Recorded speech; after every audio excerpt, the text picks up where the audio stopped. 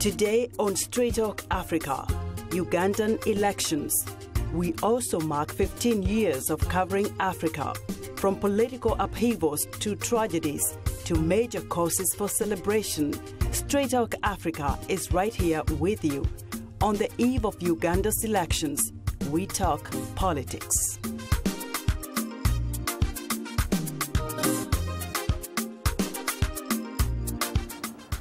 Hello and welcome to Straight Talk Africa. I'm Esther Gidhui Yuwat in Washington, D.C. It's Wednesday, February 17th. In a moment, we'll be going to Shaka Ssali live at WBS television in Kampala, Uganda. But the stakes are high in Uganda as the nation prepares to vote in presidential and parliamentary elections tomorrow, February 18th. Despite 30 years of relative stability, many Ugandans are concerned about the state of democracy in their country. Previous campaigns have been characterized by intimidation of the opposition from the government of President Yoweri Museveni, and some of those accusations are surfacing again. VOA's Paul Ndiho has more. Ugandan President Yoweri Museveni has ruled the East African country for over 3 decades. Now he's on the ballot for the 5th time, running against 7 other candidates as the choice of the ruling National Resistance Movement Party. President Museveni took power in 1986, and nearly 2 decades later, in 2005, he changed the constitution to end presidential term limits. A report on campaign financing released in January by the Alliance for Campaign Finance Monitoring states that Uganda's long-time leader has spent more than $7 million on his 2016 presidential bid in just 2 months. The report also notes that the 71-year-old incumbent has spent 12 times more money than his top 2 rivals combined. President Museveni has come under fire by his critics, who say that he's spending taxpayers' money for personal use. But Museveni's camp dismisses those claims. Political observers believe the president may be facing his stiffest competition ever from his long-term rival Kizza Besigye and former Prime Minister Patrick Amama Mbabazi. Dr. Kizza Besigye, the Forum for Democratic Change candidate whose fortunes declined between 2011 and 2015, has made a remarkable comeback onto the national stage for his 4th attempt at the presidency. Besigye has drawn mammoth crowds throughout the campaign season in district after district, repeating his campaign slogan of defiance, not compliance. Unlike President Yoweri Museveni, Besigye's supporters are spontaneously offering him campaign contributions. I recently caught up with him on a campaign trail in western Uganda, and he told me that unlike previous elections, ordinary people are funding his campaign. Despite the enthusiasm of Besigye's supporters, it's important to note that Mr. Museveni has defeated Besigye in 3 elections, in 2001, 2006 and 2011. The 3rd major presidential candidate is former Prime Minister Amama Mbabazi of the independent Go Forward Party. He has performed better than expected during the campaign season. Initially, assumptions were made that Mbabazi was one of those privileged figures that rode on Museveni's court trails and who once stepped out of Museveni's shadow would fade away, unable to flourish independently of the president. Other presidential contenders include Abed Bwanika, who is running for the 3rd time, representing the People's Development Party, retired Major General Benon Biraro of the Uganda's Farmers Party, Venantius Bariamureba, a former Vice-Chancellor of Makerere University, Joseph Mabilizi, and Maureen Charia Walube, the only female candidate. Pundits say that there is a lot of anger in Uganda, tied to the way the political process has been managed so far, and that the population is watching closely to see if the upcoming elections are free and fair. Paul Ndiho, VOA News. All right, welcome back to Straight Talk Africa. We'll keep it here in the studio until we're able to connect with Shaka in Uganda. And in the studio, I'm joined by Morrison Rwakakamba and also Professor Suleiman Yang. Welcome to the Straight Talk Africa. Probably I start with you, Professor Yang, and give me an overview of what you think is going to happen tomorrow, because tensions are high, but also stakes are high. And there are 3 or 2 key presidential candidates here, and they're hoping to get the top seats after tomorrow's polls. What's your view? Well, I think the election tomorrow is a trying one. There are skeptics who don't believe that the transition many of the opposition people expect to happen is not going to happen, because the status quo is going to be reinforced because of the number of advantages. There are 3 points we have to take into account with regard to President Museveni and his ruling party. After 30 years of power, they have established themselves in a way none of the political parties or leadership in Uganda. Professor, I understand we have a little technical issue there. Let's go to Mariama, who is our social media reporter. Mariama, welcome. Well, thanks, Esther. Still to come, we'll reveal some of the outstanding and passionate feedback we've received from our audience through social media on our question of the week, which asks, who do you think will win Uganda's presidential elections and why? Here is a letter of the week that responded to that question. Patricia Namdi from Kampala in Uganda writes, President Yoweri Museveni is going to win the elections. This is based on his great support in the rural areas. The majority of the voters come from such areas, and yet the opposition hasn't managed to convince the people of the need for change. Let's now turn to our Facebook followers and go to Macham Chunize from Nairobi in Kenya, who writes, Dr. Kizza Besigye will win no matter what Museveni does. He is the brightest star and most popular and loved presidential candidate for Ugandans. Good luck to the majority of Ugandans who are yearning for change. Another comment comes from Alex Ndida Beitu from London in UK, who writes, Besigye will win the race because his supporters have grown massively. They genuinely love him, as we have seen in his rallies, unlike Museveni's supporters, who have declined in numbers, and those remaining just support him because of money, fear, and intimidation. Well, let's stay with our Facebook followers and go to another comment from Gabriel Jiranje in Katesh, Tanzania, who writes, Yoweri Museveni will win again because of his strategies. He can use military police and other government machinery to win the presidential seat. We have no democracy in Africa. We are only singing democracy, but we are not practicing it. Well, whether it's support for incumbent President Yoweri Museveni or any others in the opposition, passions are running very high in Uganda, and understandably so.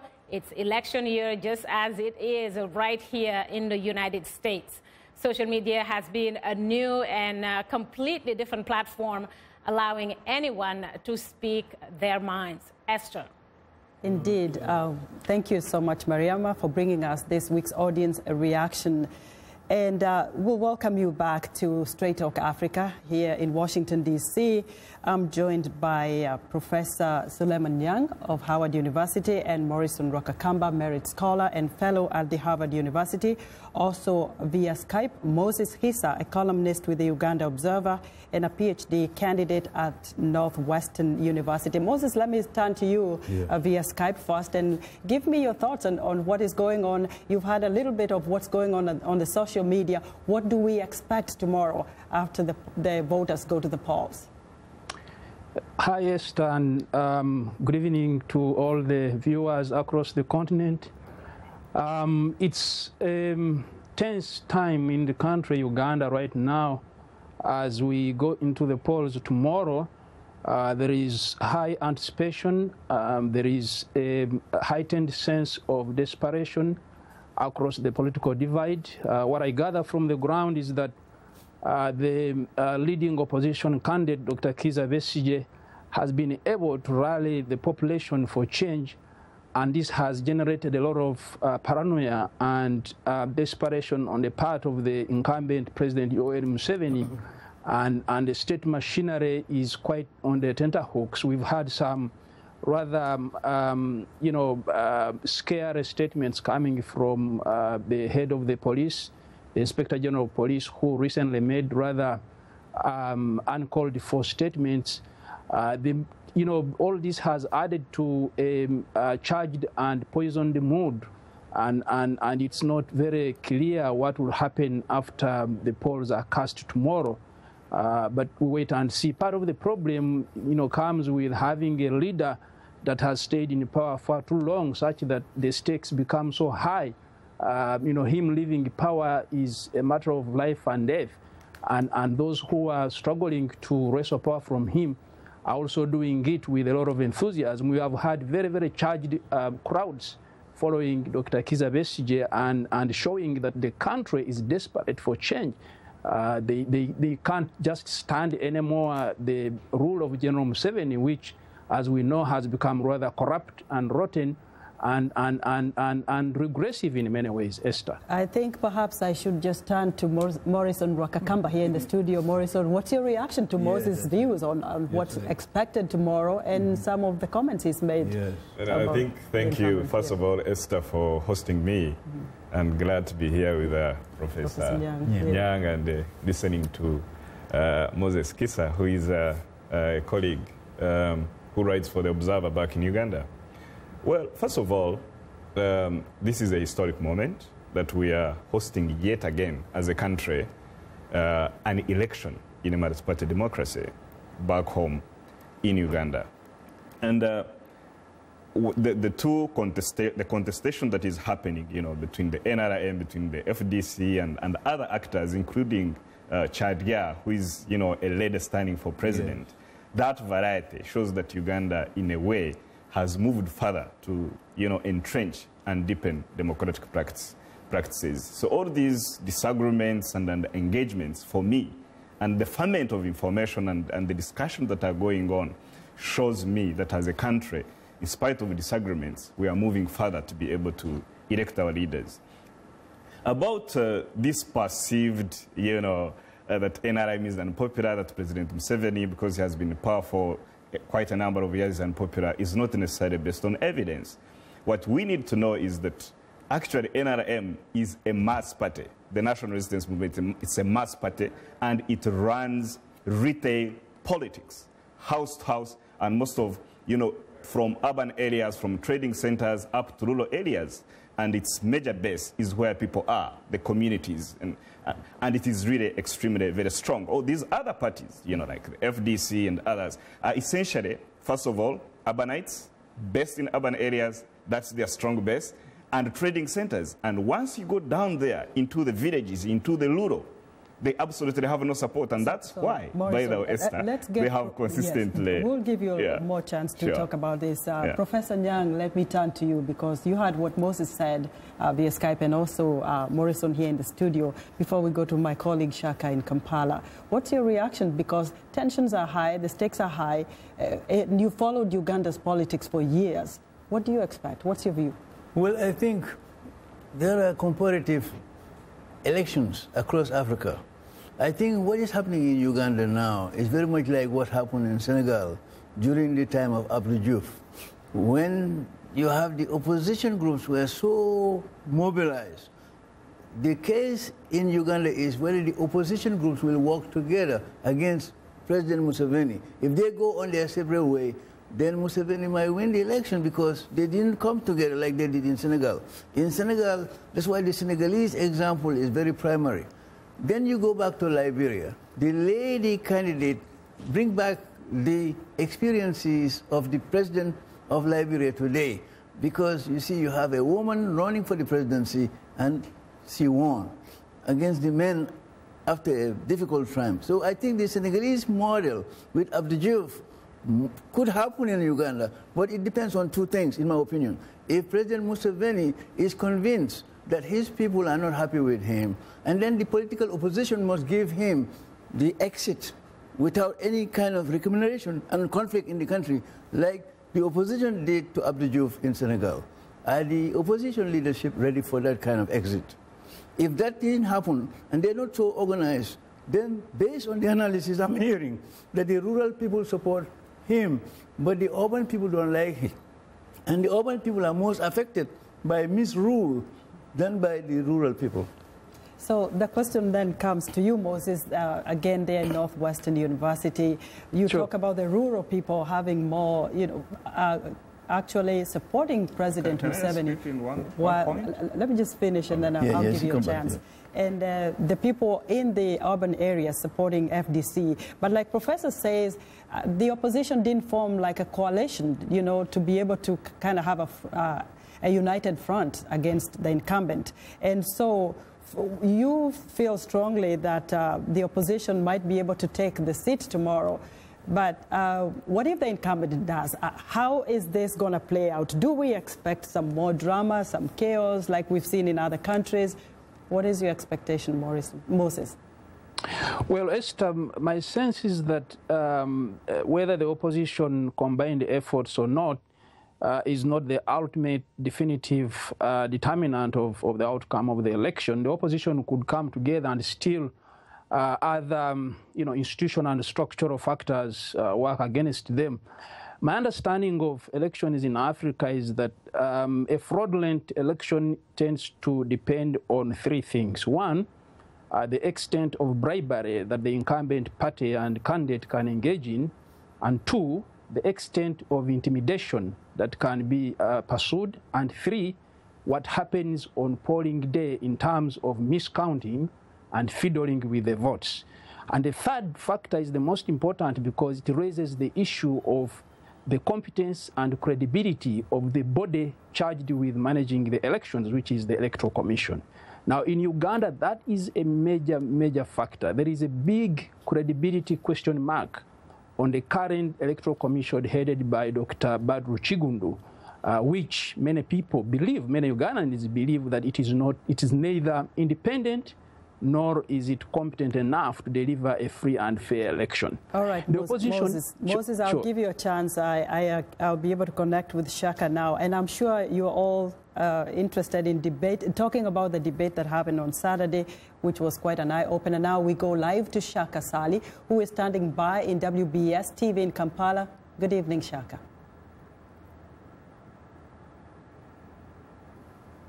Shaka, can you hear me? Thank you so much. Here with me, of course, is my co-host, Peter. Thank you so much. Host of Face Off and Issues at Hand program. Good evening, Peter. Thank you, Shaka. And it is evening here, Esther, in Kampala, a very hot one at that. And good evening, my friend Morrison in the Washington studio, and Kisa and Professor Nyang. I'm greatly honored to host Shaka, or to be co-host to Shaka this evening. And we'll go straight first. Shaka, we are celebrating 15 years of Straight Talk Africa. 15 years of Straight Talk Africa going around Africa. It comes at a very important time when Uganda has an election that happens tomorrow. I need to come to you straight, Shaka. You've covered Africa, you've interviewed African presidents over the 15 years, interacted with them. What is your experience with the elections around Africa, with the interaction with African presidents? When do they say it's tick-off time? I think that, well, first of all, again, thank you so much, Peter, obviously, for co-hosting with me here in Kampala. And I have to say that, again, I'm profoundly honored and exceedingly humbled to have the opportunity to interact with you on this election eve in our mother country, Uganda. You know, having hosted Straight Talk Africa for the last 15 years, I have to say that I have had the opportunity to see the democratic process really developing, in the sense that there was a time when we just started, all we were covering for the most part, we're talking about liberation struggles. We're talking about Rwanda. We're talking about Sudan. Now we have Sudan and South Sudan. We just talk about Burundi. We talked about countries like Sierra Leone, Liberia, you name it, DRC. We're pretty much covering, armed struggles really. But over the last 10 or so years, we've seen some kind of remarkable, I think, progress in the sense that if you go to West Africa, for example, you can see that as far as the continent is concerned, they are probably #1 in terms of, in fact, holding credible elections. And then they are followed by SADC countries in Southern Africa. And then, of course, the ones that frankly come behind is Central and East Africa, not to mention the northern part of the continent. Shaka, I need, as you reflect on the 15 years, to tell me, what is the turning point for those countries? Ghana, for example, had very much a similar situation as Uganda. You have a leader that comes in as a liberator, but at some point decides it's cut-off time and decides to pass on. You have Liberia that falls apart completely and then recovers from the ashes and becomes a model that is admirable in Africa.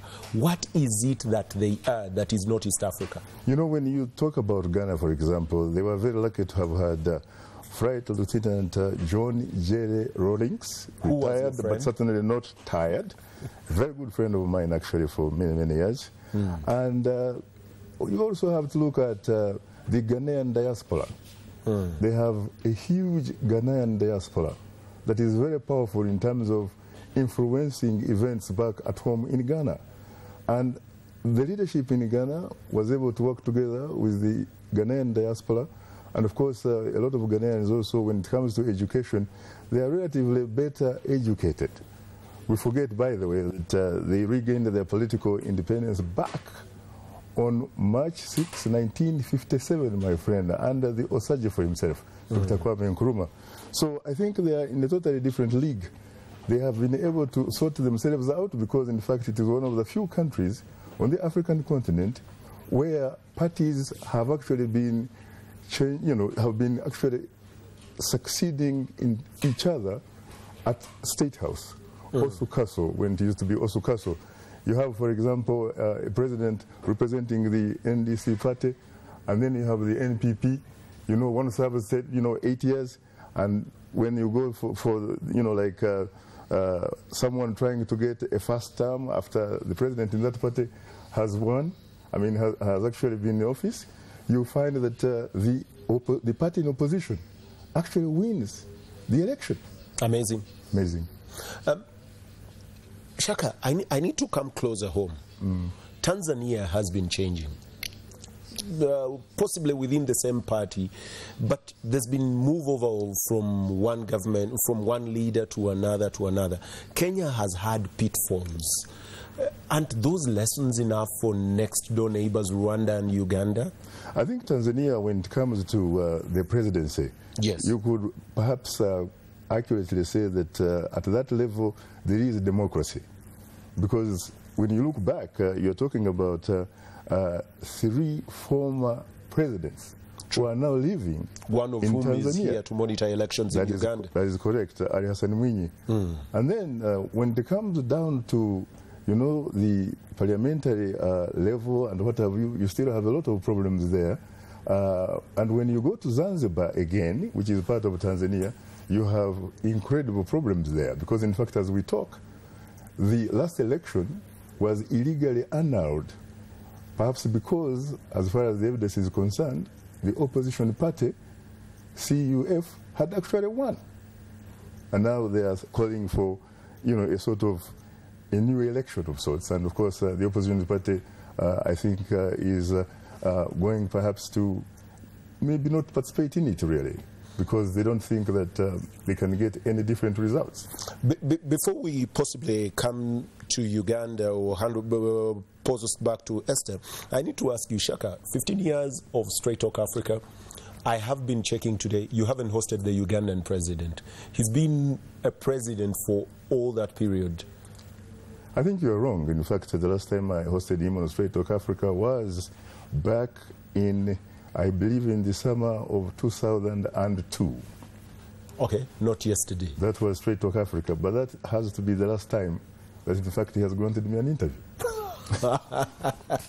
Is that because you haven't invited him, or is that actually what has been on social media around Kampala, that there is actually bad blood between yourself and His Excellency in Kampala? I don't know anything about that, really, bad blood. When you go to the social media, you expect citizen journalism would say whatever they want.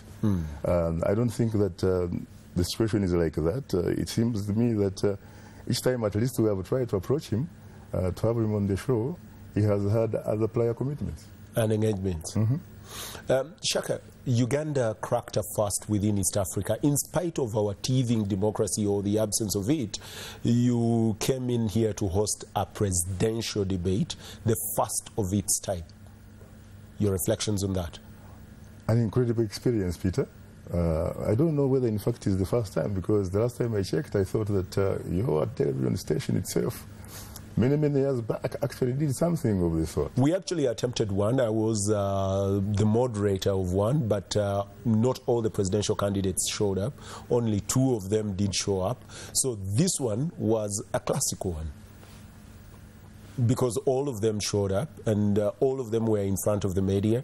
And for me, it's an experience unimaginable.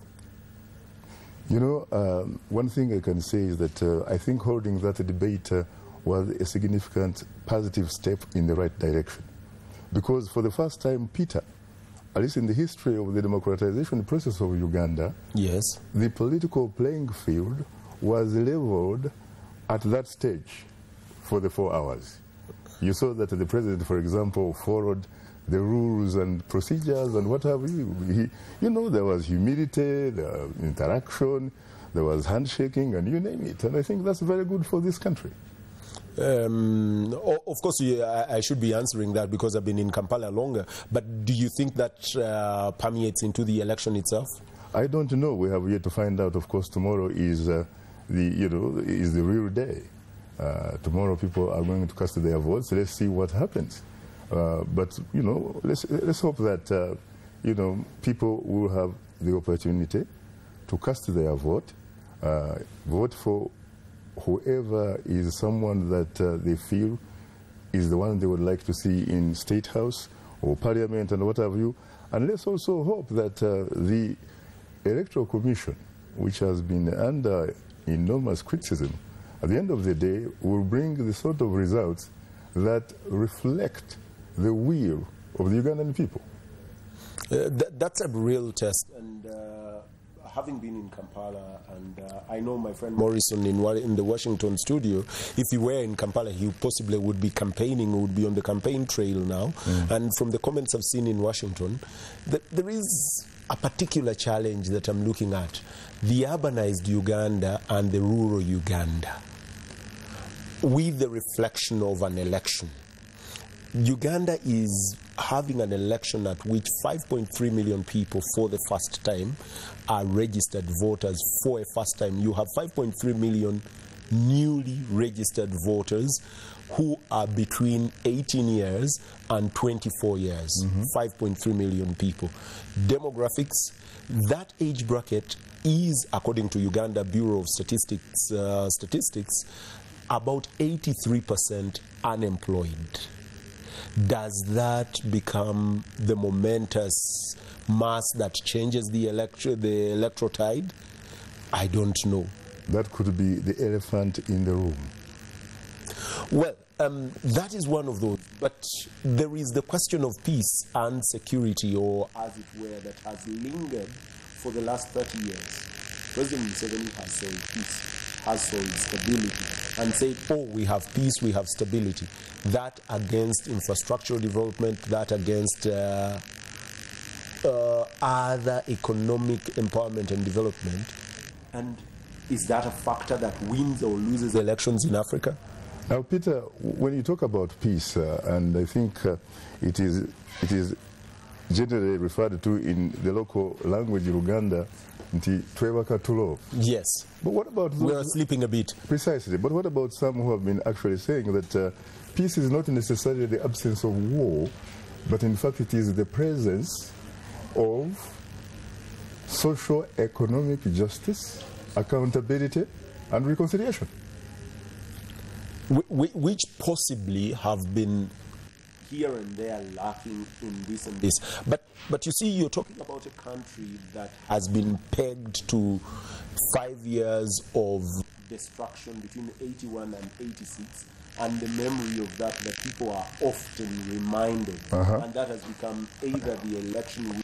If you've looked at that advertisement. Unfortunately, Peter, I am told that time happens not to be our best ally. Yes. And I have to ask Esther to take it away. Take it away, Esther, back in Washington. Shaka, thank you so much. And now we return to our social media reporter, Mariama Diallo.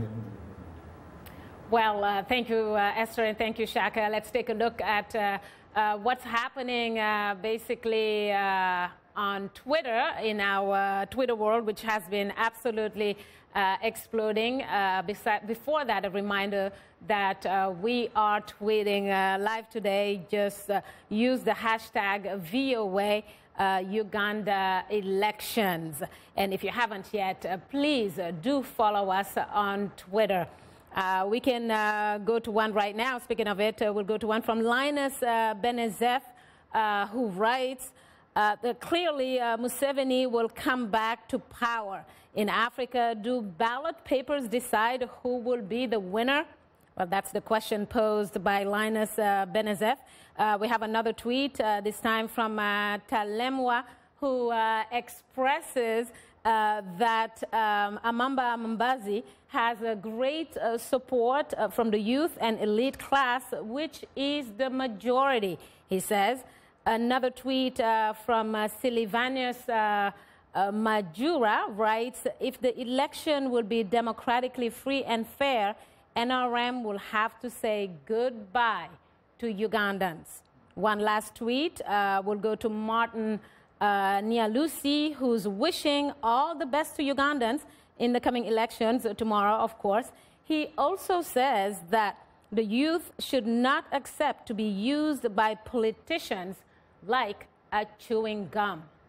I think that says it all. We're going to now take a look at what's on tap for next week's program. Next week on Straight Talk Africa, we'll talk about the beauty of Africa. From breathtaking vistas of the continent to its music, cuisine, and rich culture. Join guest host Esther Githui Ewart, a panel of guests, and myself as we discuss the beauty of Africa. That's next week, right here on Straight Talk Africa. A reminder that you're tuned in to Straight Talk Africa. We'll continue our discussion in a moment.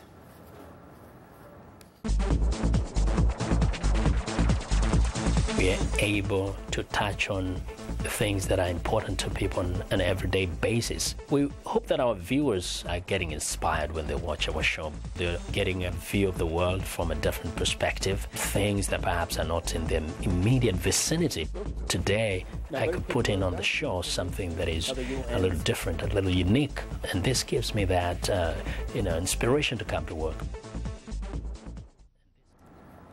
And welcome back. Today we're talking about the Uganda elections. Here in Washington, we have Morrison Rwakakamba, Merit Scholar and Fellow at Harvard University and CEO Agency for Transformation, and Dr. Suleiman Young, a political analyst and a professor at Howard University. Via Skype from Northwestern University is Moses Hisa, a columnist with the Uganda Observer and a PhD candidate at Northwestern University. Morrison, let me turn to you because you've been taking a lot of notes all through when Moses was talking, as well as when Shaka was hosting a little bit of this show in Uganda. What is your take? Because we had the debate, certainly an eye-opener for so many Ugandans. There were so many points raised: regional peace, stability, where do we move from here? What's your take in all this? I mean, it's very interesting, and it's great that I saw my friend Peter Kibazo back in Kampala. He's on the ground and has been following these things, and Ndugu Shaka over there. But I really want to say that this, comment about intimidation, all the time everybody's talking about intimidation.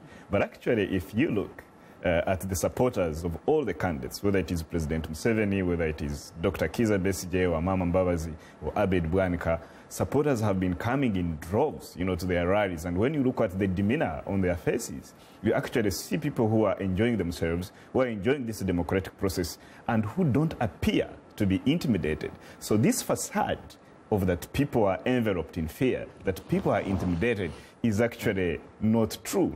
And in any case, why I continue to say that NRM remains very strong is also based on science. We have had around 4 polls, you know, since this electioneering process started in Uganda, that are so empirical, that are scientific, and they have all put the NRM and President Museveni, who is the candidate of NRM, you know, above and on top of all these candidates. So I really don't understand what basis those who do believe that FDC or any other groups are going to win elections tomorrow. I really don't see the basis. Even in these convenience polls, whether it is on the social media that are not very well stratified, still put candidate Museveni ahead. So I really don't get, like I mentioned, the basis. I think Kisa makes this point about the Electoral Commission, and we all know that Electoral Commission, the Independent Electoral Commission, has been making reforms, has improved. Now you go online, you can check your name, you can check what Ugandans now call votability. You can be able to check your votability, your village, your polling station, your names, so you can go to the polling station, know that you are not disenfranchised, you are actually enfranchised, you're going to vote. Secondly, there are major reforms that conform to independence of an electoral commission. One of them is security of tenure of electoral commissioners. Apparently, much as the commissioners are appointed by the president and approved by the parliament, so meaning they are jointly appointed, they cannot be, the president cannot wake up and say, I am dismissing you commissioners, you don't have a job anymore. So that vests, that entrenches the independence of the Electoral Commission. So those who say that Uganda's Electoral Commission is not independent, they have not moved ahead to show the country or the world what constitutes an independent electoral commission. Morrison, I'm sure Moses will be reacting to that, but let me get to Professor Nyang, because I need some level-headed here kind of analysis. Professor Nyang, if you look at the presidential debate, the issues that were raised, and people saying it was an eye-opener in Uganda, do you think this will change their decision as to who they will vote for? Does that influence anyone's decision as to what happens tomorrow? No, I think if the dice is fixed, of course the outcome is going to be very well known to those people who are playing the game. I will put 3 points with regard to the election tomorrow. Number one is the tenure of President Museveni. He has been there all these years. He has collected many IOUs, and many of the people who are running in opposition to him, he has IOU against them. But that's what is going to happen in the Gambia, for example, where the opposition people in the Gambia are trying, they are watching what's happening in Uganda right now. If the opposition wins in Uganda, and they know what some people are saying, that the dice is not fixed, and that, you see, even the president himself has not used all his power to intimidate, as some of the opposition people are saying. If he loses the election and he accepts defeat, like Abdou Diouf did in Senegal, many people thought that there were some Senegalese who died before that election, when he lost the election. Some people died before the election. The big question really is, what I'm hearing from Shaka and his colleague is that it was an eye-opener. This is political science 101 for how people can learn to engage one another peacefully.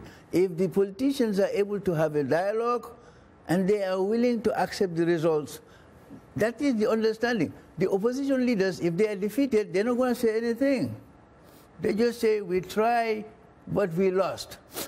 And if the government wins, that's going to be the case. If the opposition wins, and the big question is, this is the big question, if the president himself accepts defeat like Abdou Diouf did in Senegal, there were people who didn't want that to happen, but he accepted it.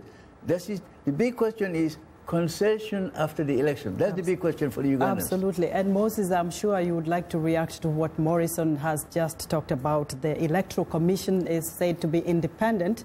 There are critics who say there's no independence, and usually sometimes, as we see, the incumbents do have some advantages when it comes to the elections. Also, President Museveni, this would be his 5th term. He's been at the helm for 30 years.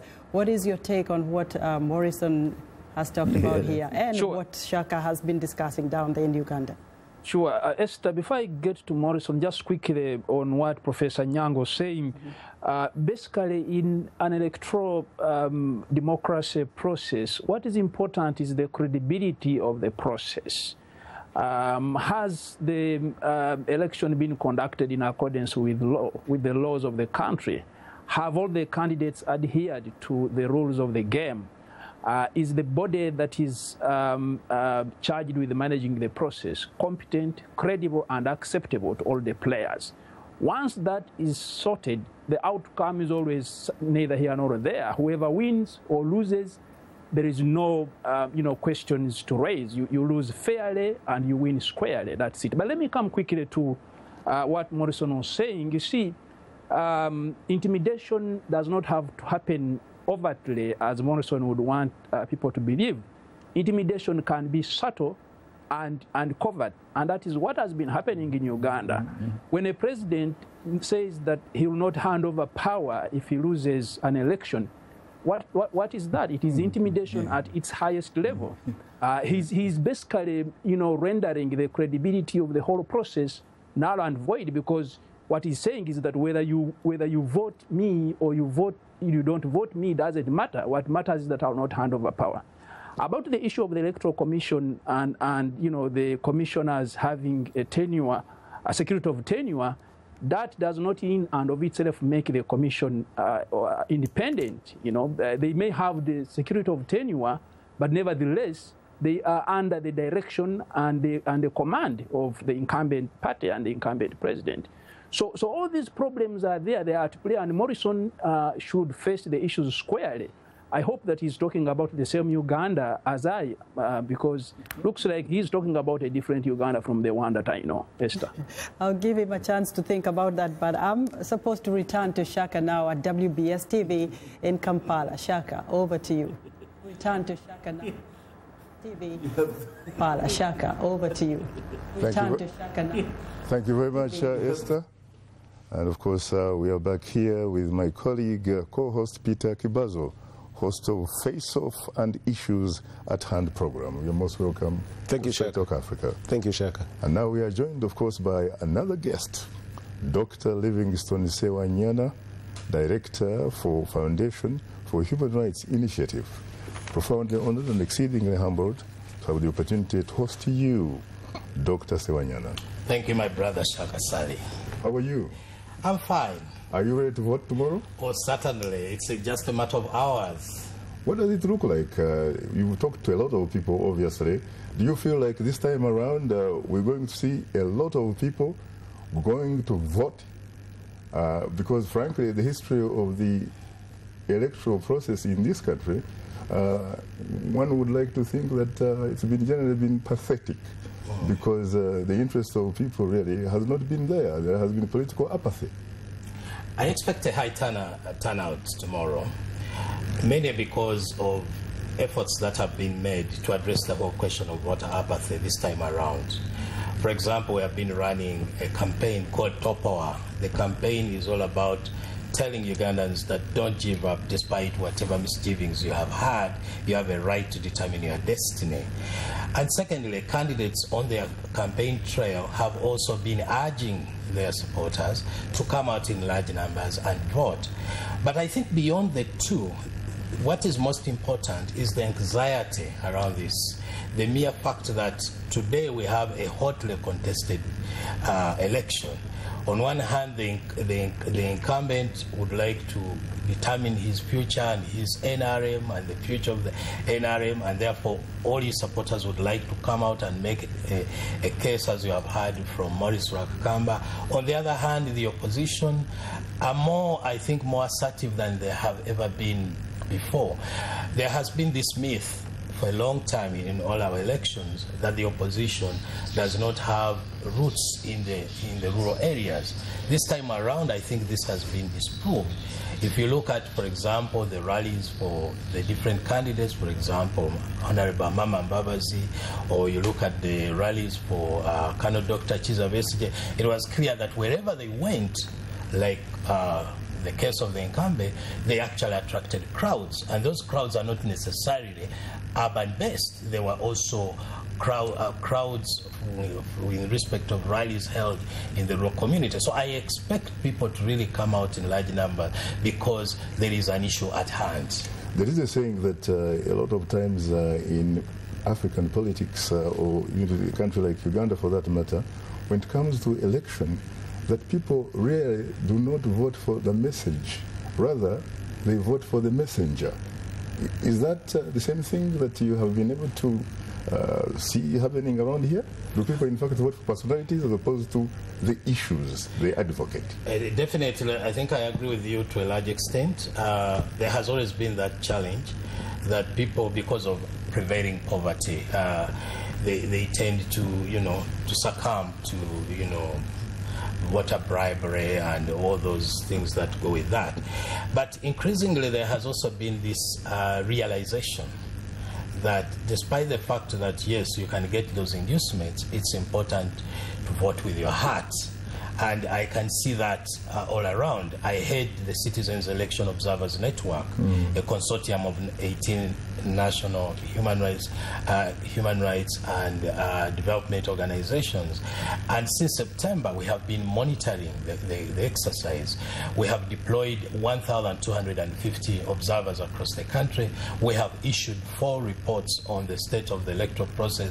And it shows increasingly that people, despite the bribes, whatever, they are going to vote with their heart. They are concerned about the state of affairs. They want to determine their future, the quality of education they can have, the health care that they are entitled to, and certainly there is going to be a big decision that they are going to make.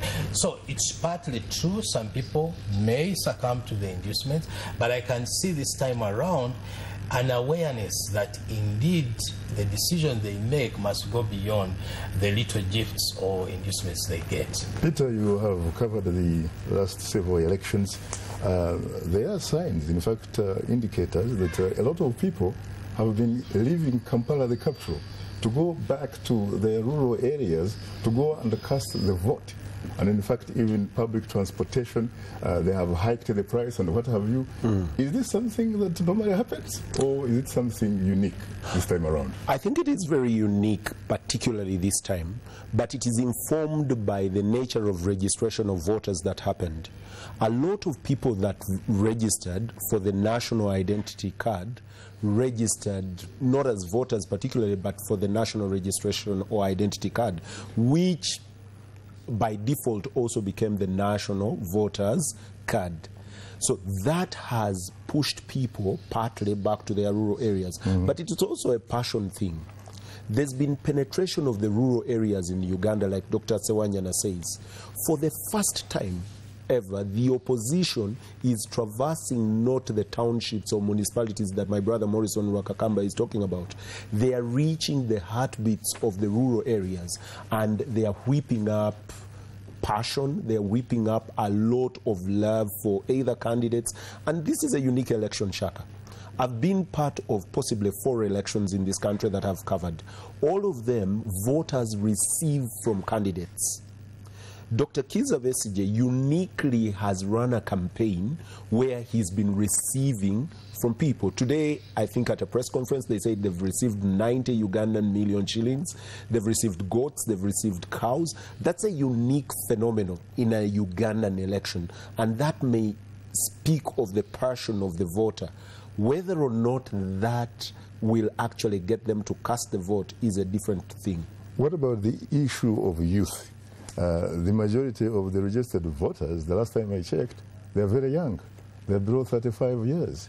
And some of those that I have met, all of them frankly seem to want to vote for change. That is interesting. Previous elections in Uganda have not been won by population demographics. They have been won by regional demographics. So you looked at where people are settled, are they rural or urban? This election largely seems to gravitate towards population and age demographics. You have 5.3 million voters that are fresh, that are new, they are young. They don't suffer the encumbrances of my generation that says, oh, there is no peace, there is no what. Those voters are not pegged to the peace of yesterday. They are pegged to jobs, they are pegged to social welfare, they are pegged to a living that they want to have that is better, that they see on TV, that they hear of their neighbors. They are not people like my mother. Now, Livingston, I was talking with one of my sisters downtown Kampala today, and I was asking her whether she was going to vote. And she told me that she is not going to vote because it will be a wastage of her time. Why do you think my sister would think like that? That her vote probably doesn't really mean anything, doesn't count. Of course, despite the excitement we have alluded to, there are still people who really feel that the outcome is predetermined. They're informed by several factors. One of these factors is the fact that some of them have voted in the past and they have been frustrated in the sense that the services have not been delivered, the promises have not been adhered to, and they just don't feel really necessary to go out and vote. Secondly, there are also people who really think that by virtue of what is happening, I mean, what we have witnessed, sometimes the conduct of the security forces, the strong statements that have been made by various candidates to the effect that, well, I will not hand over power, or my business is not finished. They just don't feel like they need to go and cast their vote. It just doesn't matter. For the others, it is all about the conduct of the election. Do they really feel strongly that the process is smooth, fair, and transparent?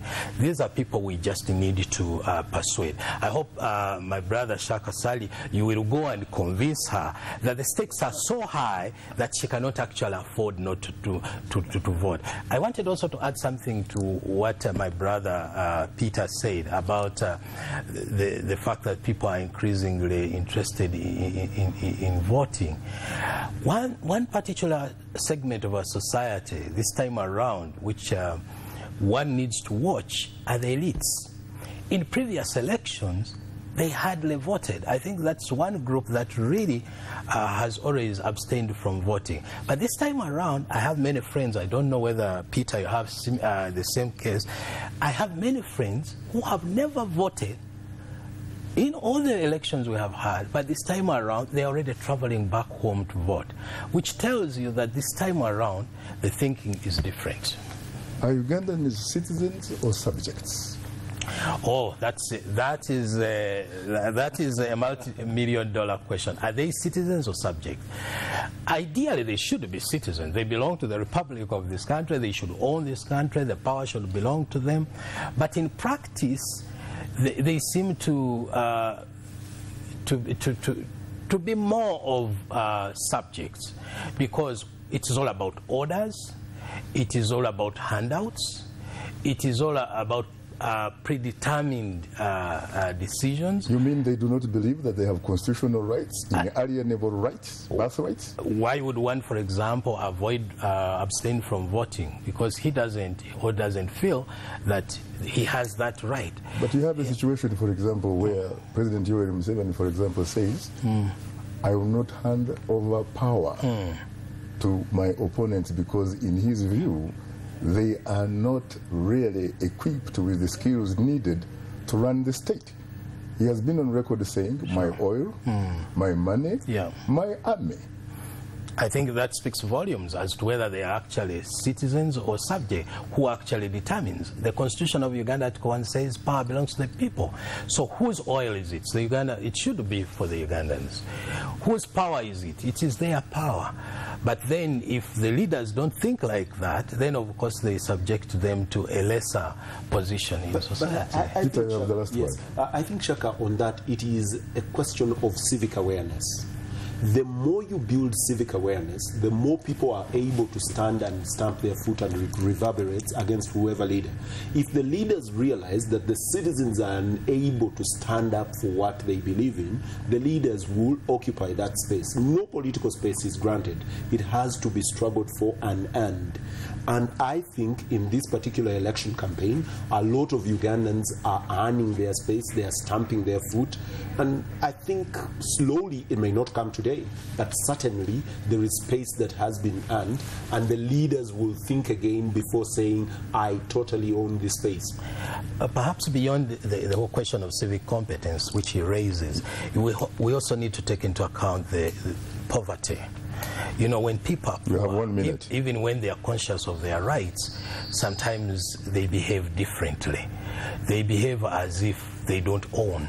So that also militates against the ability to own and to make decisions and to assert in Uganda, the unique thing, it is the elite that are fairly more empowered, that are more subservient, that feel they actually are subjects of the state. They are earning, they are receiving arms from the state. It is the poor ones that stand up. What about the issue of intimidation? We're talking about the police. We're talking about some elements within the military. We're talking about crime preventers. Sure. I think the whole question of intimidation and harassment is real. Some may think it is passive, but I think it is real. What happened, for example, on Monday is quite regrettable. I do agree that candidates must adhere to the rules of the game. But that doesn't justify, under any circumstance, any disproportionate use of force, even leading to loss of life. When people see life being lost, then definitely they get disempowered. Well, I'm afraid, gentlemen, time happens not to be our best ally. So on that note, I would like to thank my co-host, Peter Kibazo, host of Face Off at Issues at Hand program here, WBS Television, and Dr. Livingstone Sewanyana, Director for Foundation for Human Rights Initiative. Thank you very much, gentlemen. Thank you, sir. It was a pleasure. Thank you. Take it away, Esther, to Washington. Thank you very much, Shaka. Quite an eye-opener. We hope for the best in Uganda tomorrow, a peaceful election. And on that note, thanks to our Washington guests, Morrison Rwakakamba, Dr. Suleiman Young, and Moses Hissa, who joined us from Evanston, Illinois. Special thanks to our affiliate WBS TV in Uganda for hosting the Uganda portion of our broadcast. It's been a pleasure working on this collaboration. And to all of our affiliate stations, along with our viewers and listeners, we thank you for tuning in. For many of our Voice of America radio affiliates, Learning English is coming up next.